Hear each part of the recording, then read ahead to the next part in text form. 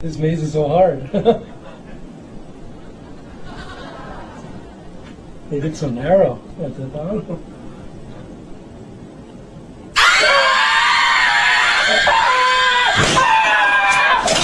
Umur saya 81 tahun 2001 ini. Oh, sudah 81 Puji Tuhan. tahun ya. Iya, Tapi iya. ini kelihatannya Ibu masih seger saja ini. Oh, Iya. puji Tuhan. Itu karena anugerah Ibu ya. Iya, ada sukacita, Iya. damai sejahtera. Amin. Karena kebenaran Amin. firman Tuhan tertanam di dalam hati, Pak. Amin. Puji Tuhan. Tadi saya ceritakan sebelumnya saya adalah Bani Kedar, bapak saya dari Arab, ibu saya dari Sunda. Waktu itu saya sebetulnya ingin meninggal karena perdarahan terus. Jadi kepercayaan kalau meninggal sana dosanya diampuni. Tapi ternyata lain, apa yang dipikirkan manusia, kehendak Tuhan lain. Kami dari Malaysia dengan saya setelah tawaf kami melihat salib di atas tulisan.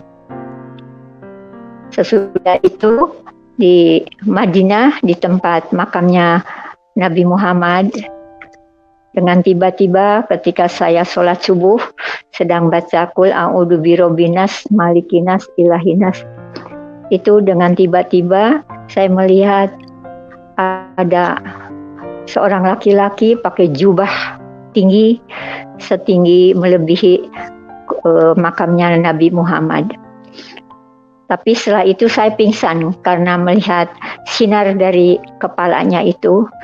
Ternyata waktu pingsan saya dibawa ke awan-awan. Setelah di awan-awan, entah dari apa kok dari mulut ini mengatakan, Isa, Isa, Isa, aku nggak mau mati di sini. Aku mau dikumpulkan dulu dengan anak-anak gitu. Akhirnya karena saya menendang kaki, tangan juga ikut ke kanan ke kiri, jadi mereka marah. Ibu kok sholat subuh dikatakan Isa, ibu rupanya kemasukan setan, katanya begitu. Tapi ya puji Tuhan, setelah saya merenungkan, akhirnya setelah saya pulang, saya membaca Taurat dan Injil dari Al-Quran. Ternyata saya baru tahu bahwa Alkitabah itu adalah untuk Taurat dan Injil, kitab suci umat Nasrani. Kalau Alkitabi adalah Al-Quran. Jadi artinya kitab suci umat Islam. Dan waktu saya belajar di sana, yang diajarkan tuh yang terpenting, ibu harus mengerti bahwa di dalam surat Nabi Muhammad diturunkan ada ayat yang hak, ada yang batil. Nah itu harus tahu perbedaan antara yang hak dengan yang batil. Akhirnya baru saya tahu kok pengajarannya lain dah. Yang hak yang bagaimana? Yang hak itu yang membenarkan isi kitab-kitab sebelumnya. Contoh Ali Imran, bahwa Al-Quran itu membenarkan isi kitab-kitab sebelumnya. Jadi di situ ada Allah berfirman, Hei Isa, aku akan mewafatkanmu dan mengangkatmu ke sisiku dan pengikutmu akan kujadikan lebih mulia atau di atas orang-orang kafir sampai hari kiamat.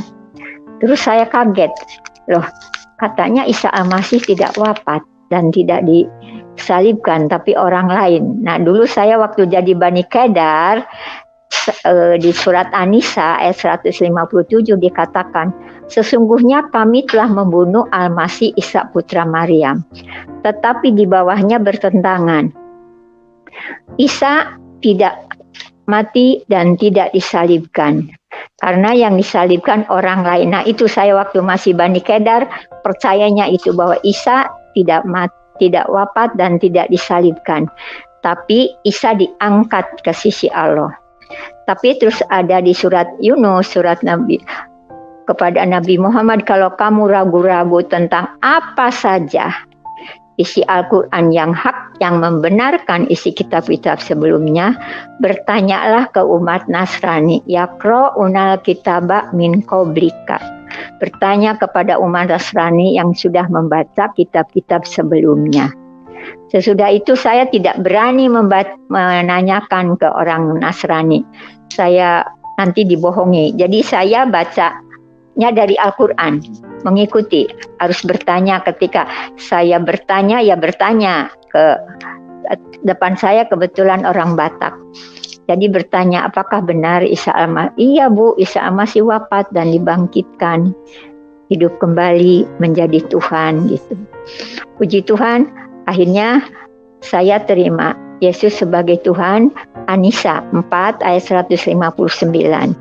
Tidak seorang pun dari orang-orang kafir min al-kitabi sampai sekarang yang beriman kepada Isa. Terus di ayat 162-nya ketuhanan. Orang-orang yang berilmu mengatakan bahwa ketuhanan, percaya dengan ketuhanan Isa.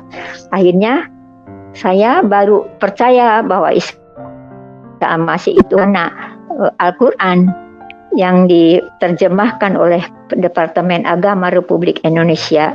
Penerbitnya CP Jaya Sakti Surabaya mengatakan mukadimah artinya Al-Maidah artinya hidangan. Tapi disebut juga Isa Al-Masih adalah penyelamat. Al-Munkij itu artinya Isa Al-Masih penyelamat pengikut-pengikut setianya dari azab Allah. Nah, akhirnya saya mulai saat itu karena suruh bertanya umat Kristen, jadi saya beli buku. Tidak bertanya, saya mau belajar sendiri begitu. Akhirnya puji Tuhan, saya disekolahkan Alkitab, tapi saya tidak sampai selesai. Saya hanya tidak ingin jadi pendeta, saya ingin penginjil yang memberitakan kebenaran.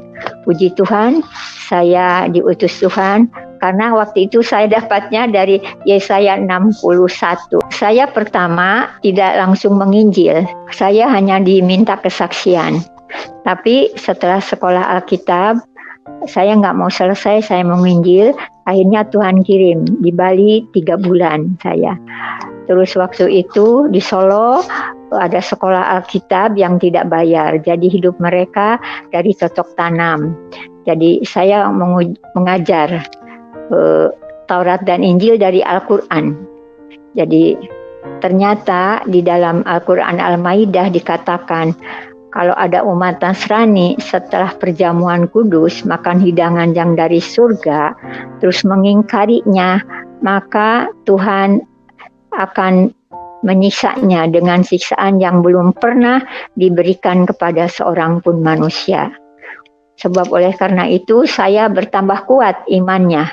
Oh, kalau begitu ya sudah, saya mau dibaptis. Akhirnya saya dibaptis di satu gereja. Nah, itu puji Tuhan, setelah dibaptis, saya baru diutus oleh Tuhan. Saya dipercayakan bawa firman ke Madiun, ke panti asuhan, ke Surabaya, ke Bali. Ya puji Tuhan, di Bali kemuliaan Tuhan dinyatakan, sampai ada orang-orang yang dibaptis. Pokoknya setiap saya yang saya singgahi, yang saya sampaikan firman, itu puji Tuhan, ada aja orang yang dibaptis itu.